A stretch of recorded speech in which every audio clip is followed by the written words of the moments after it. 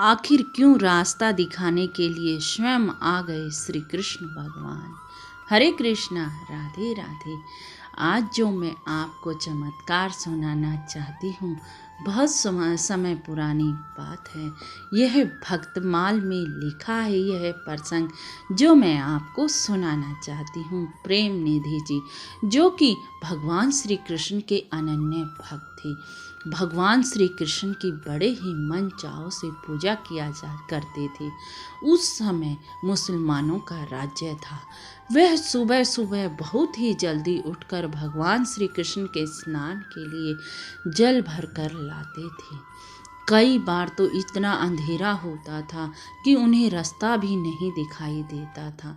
वह सोचते थे कि किसी मुगल का परछावा न पड़ जाए पानी पर, इसीलिए इससे पहले ही मैं कृष्ण कन्हैया के लिए पानी लेकर जाता हूँ और उन्हें स्नान करवाता हूँ, फिर अपनी पूजा विधि स्टार्ट कर देते थे। अब प्रेम निधि एक दिन बड़ा ही अंधेरा था। उन्होंने सोचा कि आज तो नहीं जा पाऊँगा, क्योंकि इतना अंधेरा है और तालाब के पास तो और भी अंधेरा मिलेगा, सुनसान इलाका होगा। तभी प्रेम निधि के साथ क्या होता है कि एक 10-12 साल का बच्चा लालटेन लेकर आ जाता है और प्रेम निधि के आगे चलता रहता है। अब लालटेन लेकर वो आगे चलता रहता है। प्रेम निधि सोचते हैं सहारा मिल गया, अब चलो तालाब तक जा रहा होगा तो तालाब तक तो पहुंच ही जाऊंगा।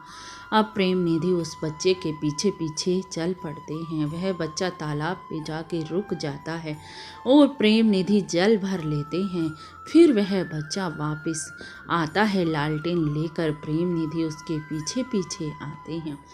जब प्रेम निधि पानी को रख देते हैं तो वह पूछने जाते हैं कि वह बच्चा कौन था। इतने में देखते हैं कि वहाँ पर तो कोई भी नहीं था।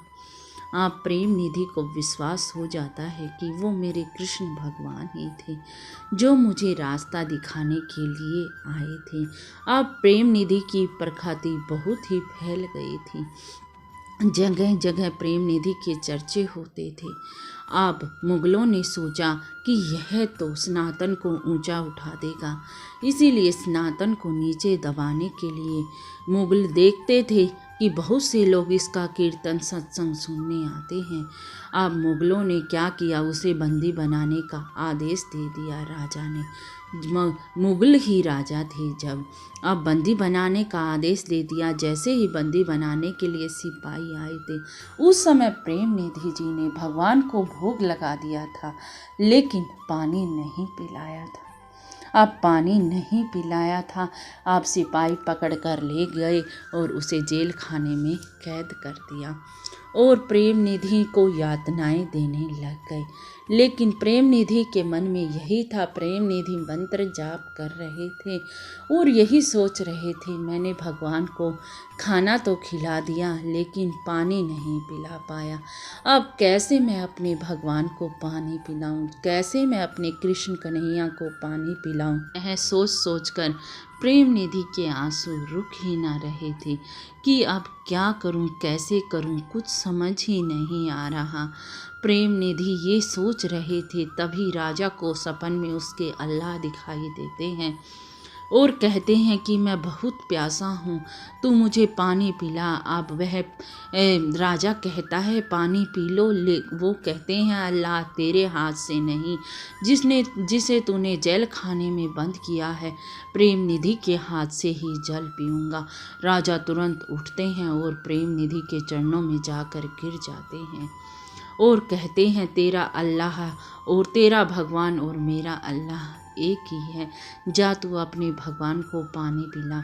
मेरा अल्लाह आ गया मुझसे पानी मांगने, क्या तूने अपने भगवान को पानी नहीं पिलाया था। अब प्रेम निधि बता देते हैं मैंने भगवान को भोग लगाया था, लेकिन पानी पिलाने ही वाला था, इतने ही सिपाही आकर मुझे पकड़ लिया। तो ये होती है भगवान की भक्ति। भगवान तब भी चमत्कार करते थे और आज भी चमत्कार करते हैं। यह प्रसंग भक्तमाल में लिखा हुआ है।